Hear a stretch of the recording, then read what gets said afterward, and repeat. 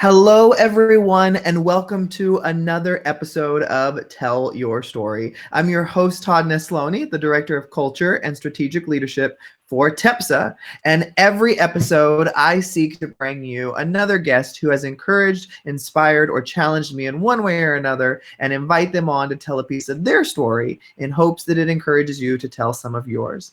I'm thrilled today to have my guest and friend, Angela French, on with me today. Angela, tell everybody a little about who you are. Okay, my name is Angela French. I say I'm a teacher because I feel once you're a teacher, you're always a teacher. But I am not in the classroom right now. I am a product developer for Really Good Stuff. So let's start with the education side of things. So Okay. when did you know in your life you wanted to play some part in education? Oh, second grade. Yeah, my teacher was Mrs. Shoemaker at Arrowhead Elementary School in Kansas City.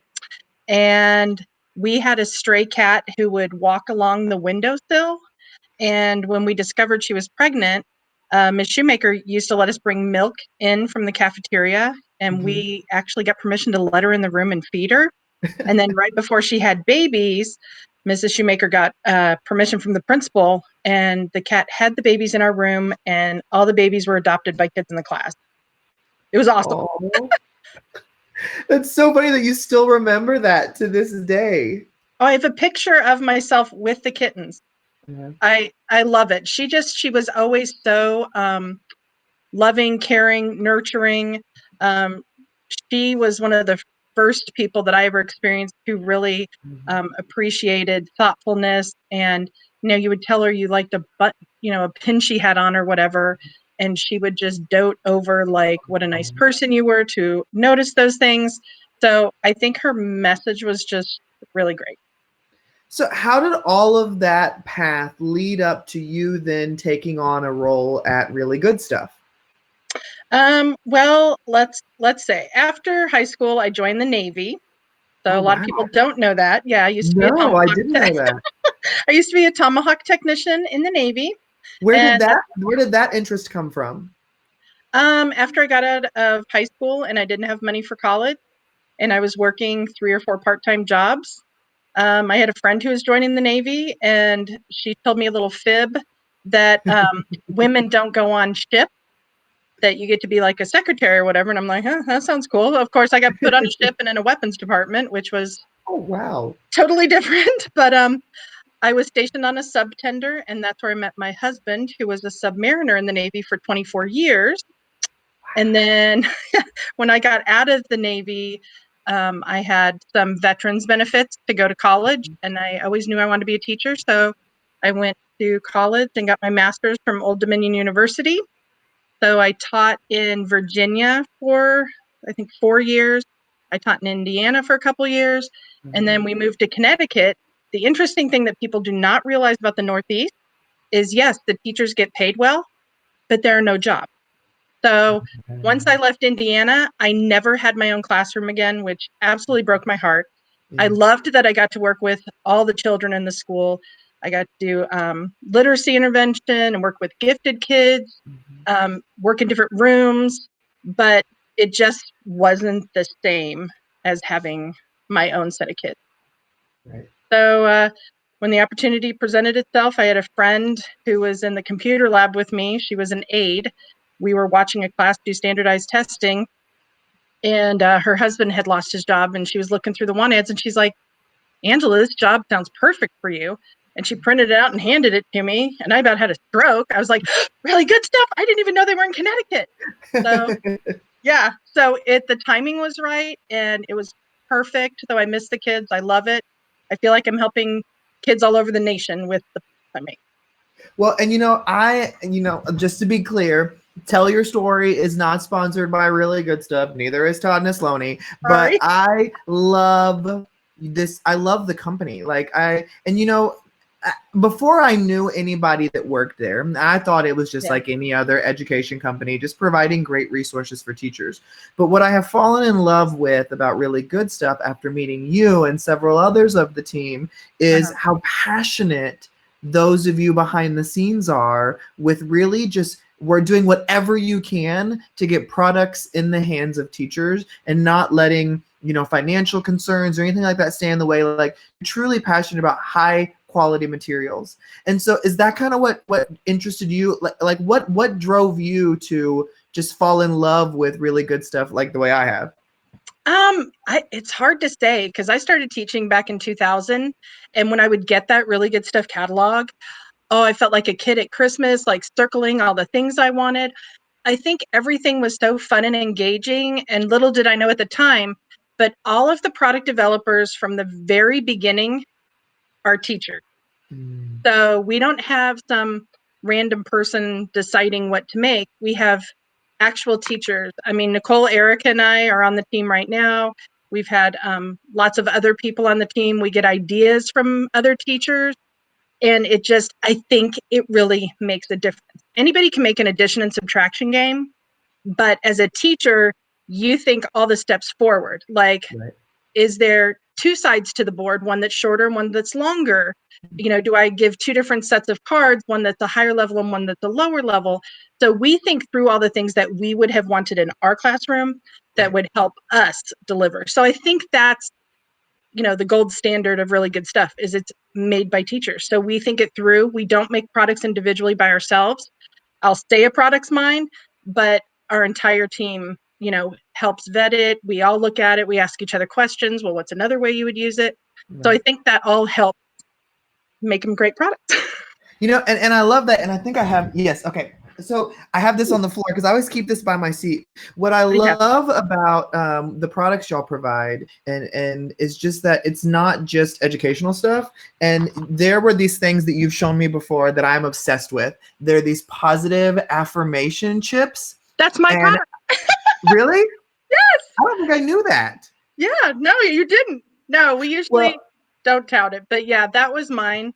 I've seen all the rise of SEL, and see, here's where you think it through. Like, they're chips that have little positive affirmations on them, but what I did on the back of them, I left a gray area so that if a teacher wants to write a special message to a kid and the kid can keep them, they can do that, or they can turn them in to get a prize or extra time on the computer, whatever. So, well, and what I love as a school administrator is looking at this and going, we talk all the time about leaving little notes on people's desks and things like that. And everybody's really busy. And so sometimes if I didn't have the moment to write the note, I have these great affirmation chips that I can drop in people's boxes, and then they start to like spread around so somebody can deliver it to somebody else. Yeah. And so even though, I know so many classroom teachers think of things in a classroom perspective, I'm always looking at it as how can I use it with adults? Because I always remember that whatever works great with kids is going to work great with adults. You just have to realize that adults are just big kids.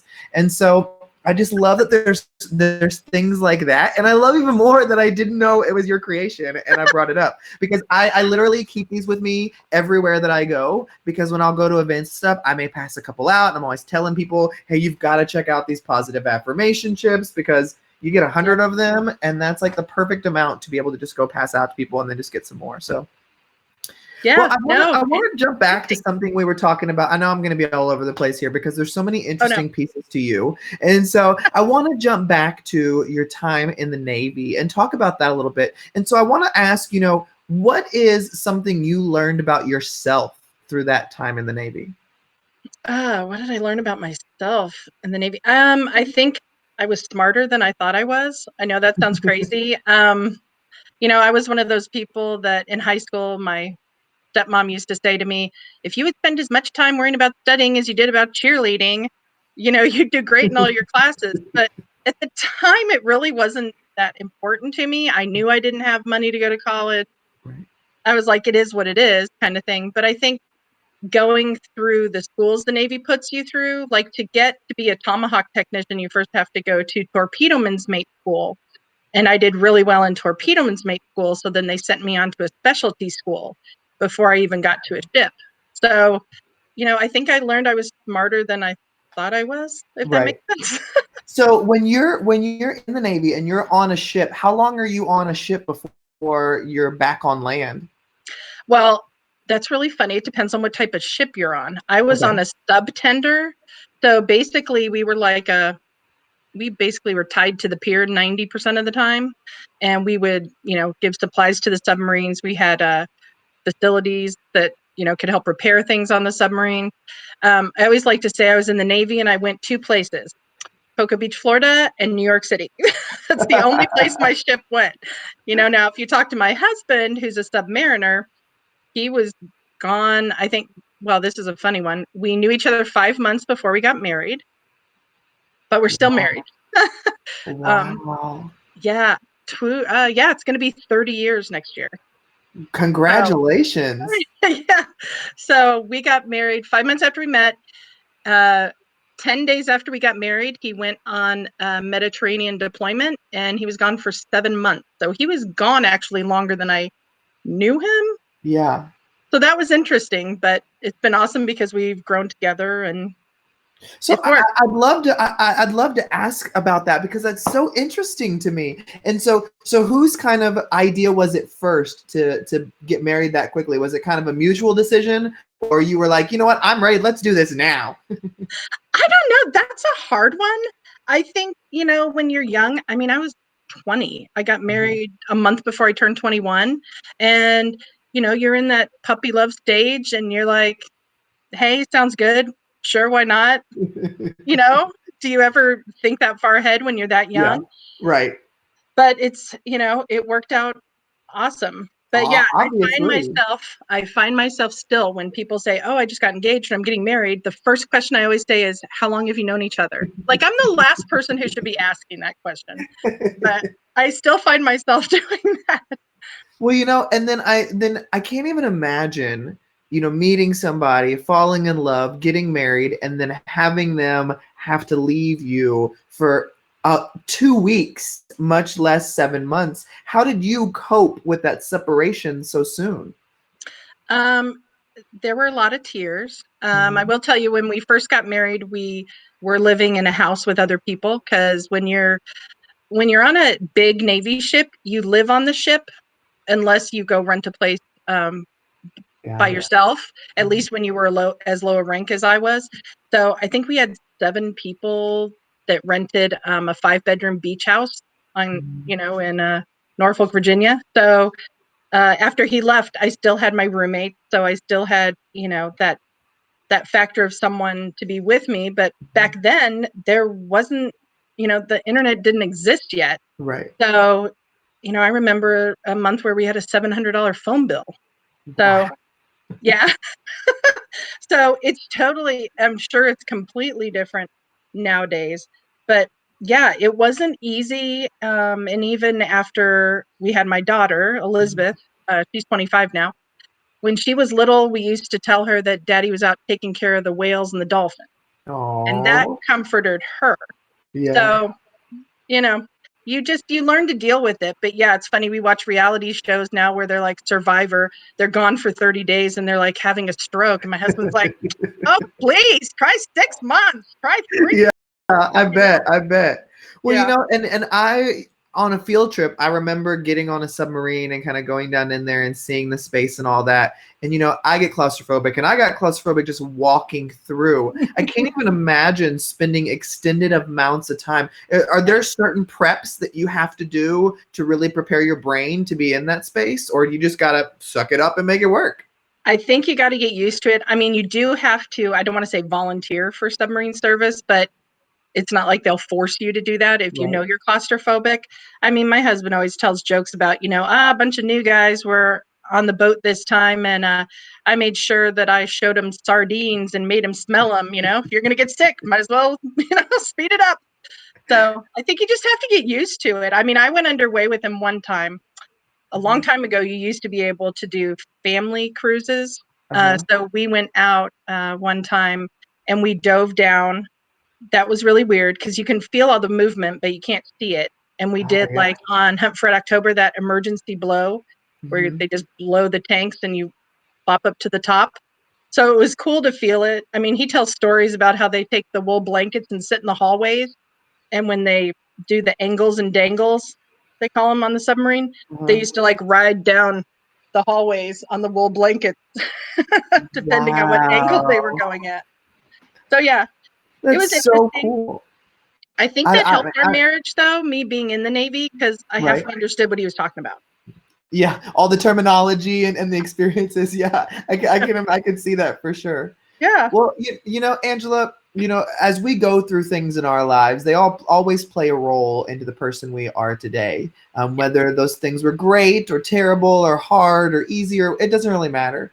When you look back and reflect on your life and what you've been through, what is an experience that you think has really been a monumental influencer in the woman you are today? Um, I would say my mom. Mhm. Um, she died of cancer when I was 35. I still find myself today like, oh my gosh, I have to tell my mom that. Yeah. And she's not here. So I think dealing with loss in your life makes you reflect on yourself and learn to count on yourself some, and also learn to count on other people, find other people that have similar instances and how they dealt with it. I've always had a sense of humor. That's why all these memes and stuff that are happening on Facebook and Instagram are cracking me up. I really seriously hope someone makes a book of them, Yes. because that's how I've always got through hard times, is through humor. It's not Right. to make light of that people are, dying, or that we might get sick, but to me there's a line from a song that says, if you don't laugh, you cry. Mhm. And a lot of times I feel, thank God I have laughter, else I'd be crying a lot more. You know, and I think that's so important. Even when we're in these unexpected times like we are now, where we don't know what's going to happen next, or we've never been here before, you know, I think the same thing. I've found myself sharing more memes than I ever have on social media because I'm Yeah, like, and just like you said, it's not making light of anything, but it's like I need to laugh. And this yeah, made me laugh for a couple seconds, so I'm just going to put it out there because we all, there's so much to not laugh about right now that when you I find the know. little moments, you got to take advantage of them. Yeah, and my one of my deepest wishes, which I think is coming through this whole thing, is that I really hope teachers are appreciated more. Mhm. I posted a meme last night that was like a parent saying, "Oh, you guys get summers off. You're on vacation part of the time." And then the next slide is, "Here's my kids, and how much money do you need?" Yeah. Because it's true. Teachers play such a vital role, and I know a lot of parents see us as babysitters, but when you see how much you get from school, I remember I always used to tell my kids, especially when they were quarreling with each other, I would say, you spend more awake time with us than you do your own family. We are a family. We have to treat each other like family. You have to be respectful. You don't have to like everything everybody does, but we're all in this together. And I'm hoping that families reconnect more through this, and that teachers are more appreciated. You know, I read a great article this morning about how one positive thing that could come from this is all of those positions that have been marginalized or not really supported, like even your grocery store people who are Yeah, shelving stores, like, and your nurses who are so easily taken advantage of, and then all these things, and teachers. And it's like we're seeing right now how important and valuable so many positions are. yes. And even when you look at like what they claim as an essential worker, a garbage man is an essential worker because you bet you are hoping they come back to pick up Oh, your yeah. trash. And Well, so that's I the think you're thing. exactly right. If you really look at it, like half the country is essential workers. Mhm. My husband now works for the government. He works for a defense contract management agency, and he's Mhm. been at work every single day since this started, because they're building parts for the military. So the military is not shutting down. Hospitals aren't shutting down. We all still need food. We all still need services. So Yeah. I think it's helping that probably half of us are buckling down, Right. but there's still a lot of people out there, and we need them all out there. Yeah. I think that's So it's important. hard. Well, Angela, one question that I always love to end all of my Tell Your Stories on Okay. is, for anybody listening today, if there was one thing that you wish more people knew or understood, what would your one thing be? Um, I don't know. Okay, so I always say this, especially when there's a situation where someone's like, "Oh, so and so was talking about me." There's one thing I've learned in my life: we all talk about each other, 99% of the time, it is not to be mean or vindictive, but it's because we're trying to understand each other. I have a friend who's a principal down in Norfolk. Her name's Miss Crisco. Hi, Miss Crisco. She would always approach me anytime there was a question or I heard you said this. And part of that like scared me because people do not do that. People do not just take things head on. And you have to learn to appreciate that. But I think we all just are trying to understand each other better. So if we can have more open communication, I know we've got to be politically correct to a degree, but you know, if I have toilet tissue hanging out of my shirt, I want you to tell me. I don't want you to snicker behind my back, Right. Let's help each other out and let's understand each other. So that's my main thing, is just try to understand each other better. We all come from different backgrounds. We all have different reasons why we agree or disagree or like somebody or don't like somebody. But I think if we just took the time to understand, I think the world would be a much better place. I love that. And that's the perfect way to end this. Angela, I love the work that you do and the heart that you have. And I Thank you appreciate very you coming and giving me some time today. Thank you for the honor. I was so thrilled when you asked me to be on it. Well, I love talking to you any chance that I get. So, and thank you everybody for listening or watching another episode of Tell Your Story. Remember, you can check out past episodes on iTunes, SoundCloud, Spotify, wherever you get your podcasts. It's there. I hope today's conversation with Angela has encouraged you to get out there and tell your story, because every story matters.